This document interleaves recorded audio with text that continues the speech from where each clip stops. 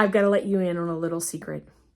I have not flown in 23 years, and I'm getting ready to fly again for a trip to Walt Disney World. I don't know what I'm doing.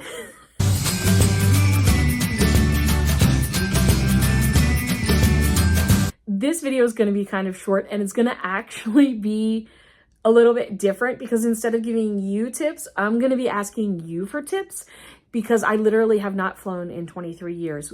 Usually when we're traveling to Walt Disney World, we either drive or take the train, or a combination. We drive and then take the auto train. So I feel like brand new to flying because it literally has been that long. I'm going to be flying on JetBlue. I've already purchased my tickets. So don't tell me that there's a better airline. Tell me all the amazing things I should know about JetBlue. The flight is about 2.5 hours. We are only packing a carry-on bag, which I've measured like 4 times.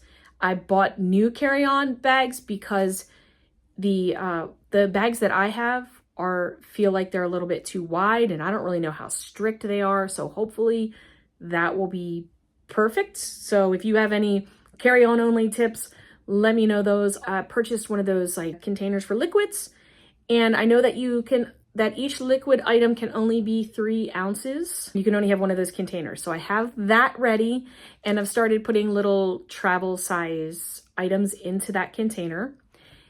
My question is, and I know this is going to sound like a silly question, so forgive me, but it's also my first time again. And I'm pretty sure that last time I flew that long ago, there wasn't all these restrictions with liquids. So I'm taking a tiny bar of soap, and I think that's a solid, but I'm just checking, is that a solid? Because I'm also taking moisturizer, which to me is very thick, but I'm guessing that's still a liquid.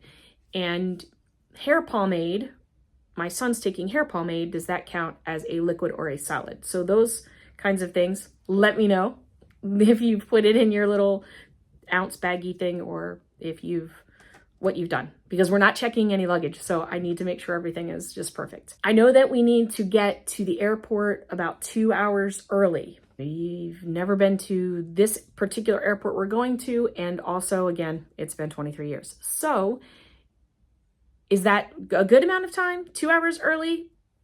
Is an hour a good amount of time? Do I need more time than 2 hours? I think 2 hours might be good. Along with that, I've heard things about TSA pre-check. So is that worth it to do TSA pre-check? Will that help make things a little bit more smooth? Or do you find that it doesn't really matter? We're traveling towards the evening. So is it time of day? Does that matter? When we return, our return flight, I believe, is in the morning. Is that going to be better to have TSA pre-check or not? Let me know your thoughts on TSA pre-check. Yes, no. Does it matter? I don't know.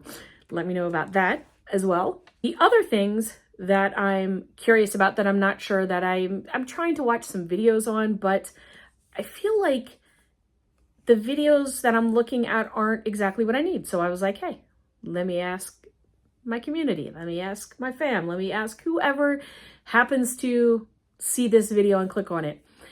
If it's a 2.5 hour flight, do you need compression socks?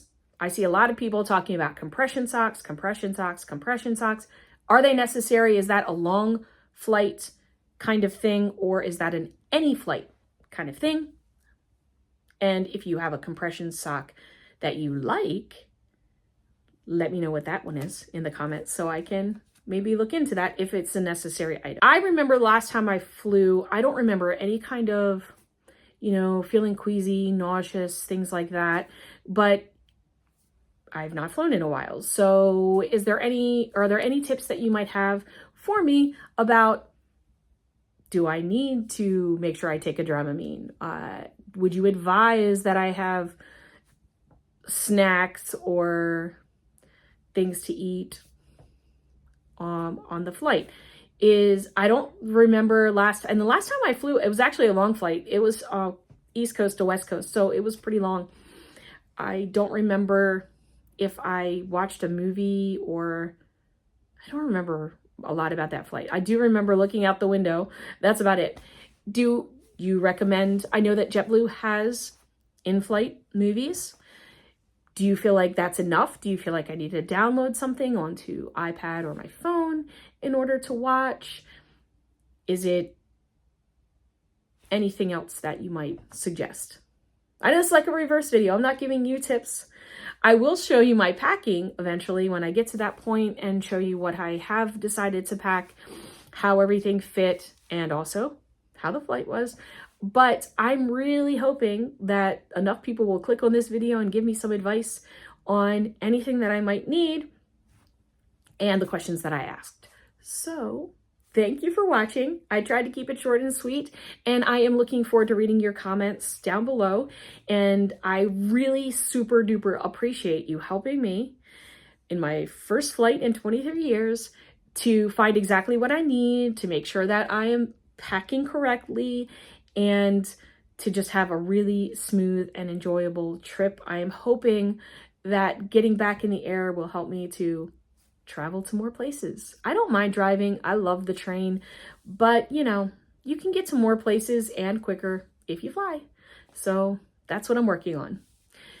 Thank you for watching. I appreciate any comments that you leave, and keep living the magic.